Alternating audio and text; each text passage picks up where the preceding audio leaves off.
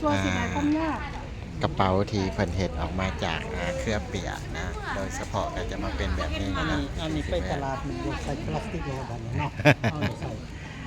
เขาไปซื้อเครื่องคือเขาในตลาดเขาบอกว่าคงยากมากอะ ถือว่าเฮ็ดได้ทั้งหมวกแล้วก็เฮ็ดได้ทั้งกระเป๋าแล้วก็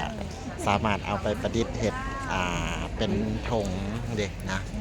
เป็นธง ยกขึ้นให้ได้ไหมยกขึ้นก่อนจะโฆษณาซอย เด็ก ยกขึ้นก่อนจะขาย โดยเฉพาะพอเพิ่นสิเฮ็ดถือว่าก่อนที่จะมาเฮ็ดเป็นอันนี้ก็คือมันจะเป็นโอ้ได้ขูด ใส่ นะ ใส่เบลล่าเป็น แต่บิดมันก็จะเป็นอันนี้นะเป็นแบบนี้แล้วก็เอามาขูดแล้วก็มันก็จะมาเป็นเส้นๆแบบนี้ แล้วก็จะมาผันแล้วก็จะเป็นแบบนี้ แล้วก็จะกลายเป็นธงพายที่มีความแน่นหนาเนาะแน่นหนา จะยกให้ได้จะยกเรา เออเด้ก็คือว่าอันนี้ก็คือเพิ่นกำลังเข็นฝายเนาะการเข็นฝาย สาวตะแคงเนี่ยนะเป็นเด็กเยอะด้ โอ้ วย นี่เด้นะวิธีชีวิตเนาะในการเขาเอ่นว่าสีไม้ลายมือของคนลาวนี่ถือว่ามันมีความที่ว่าประดิษฐ์นะบ่ว่าจะเป็น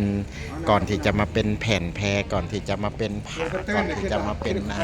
ผ้าตุ้มผ้าพันคอหรือว่าผ้าห่มผ้าหยังก็ตามเนาะแม่นต้องได้ประดิษฐ์เริ่มต้นจากการเข็นฝายหรือว่าเอาฝายมาดีดเอาฝายมา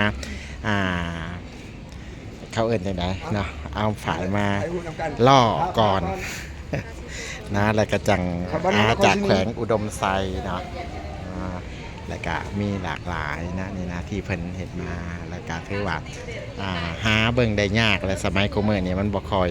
ได้มีแล้วนะก็บอกเลยว่าความคิดประดิษฐ์สางของคนลาวที่เอามาดัดแปลงจากเครือเปียกและเอามาเห็ดธงพายเอามาเห็ดเป็นเส้นไหมก็บอกได้เลยว่าได้